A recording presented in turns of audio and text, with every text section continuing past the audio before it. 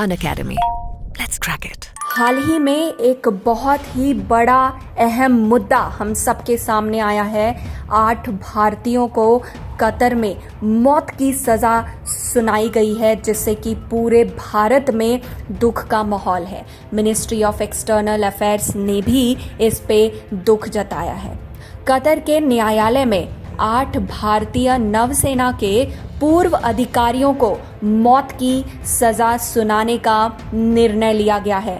इन 8 लोगों पर ये आरोप लगाया गया है कि ये इजराइल के लिए कतर की जासूसी कर रहे थे, ताकि इजराइल को कतर के सारे सीक्रेट्स का पता चल सके।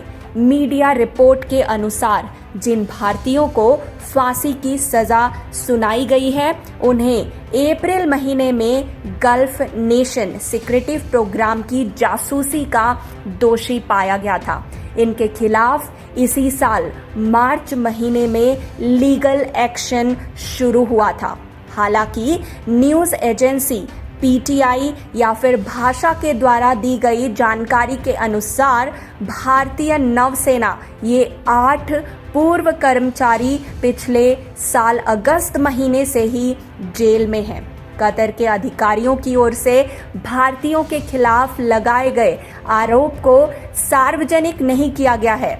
इन पूर्व सैनिकों के परिवारों को भी उन पर लगाए गए औपचारिक आरोपों की जानकारी नहीं दी गई है। इसी के साथ आपको ये भी बता दें कि मिनिस्ट्री ऑफ एक्सटर्नल अफेयर्स की तरफ से इस पे क्या प्रतिक्रिया सामने आया है।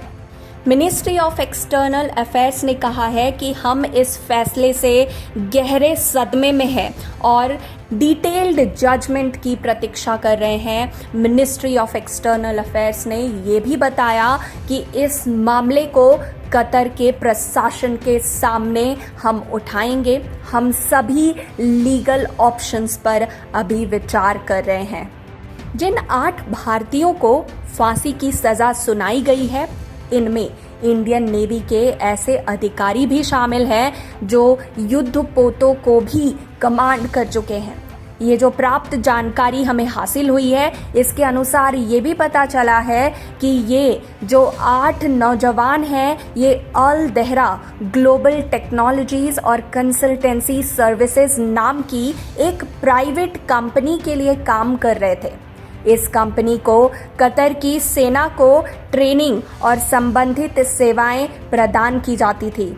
जिन भारतीयों को फांसी की सज़ा सुनाई गई है, उनकी जमानत याचिका कई बार खारिज की जा चुकी है और इनका डिटेंशन भी बढ़ाया गया है।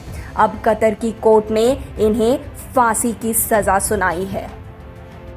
अब ये मामला बेहद गंभीर हो गया है। साथ ही आपको ये भी बता दें कि विदेश मंत्रालय ने ये कहा है कि कतर के कोर्ट के इस फैसले से हम एकदम अचंभित हैं, हम सदमे में हैं। साथ ही उन्होंने कहा है कि हम लगातार इनके संपर्क में हैं। कतर में भारत के राजदूत ने इस महीने की शुरुआत में जेल में इन पूर्व नौसैनिकों से मुलाकात की थी। कतर ने इनके लिए काउंसलर एक्सेस मुहैया कराया था।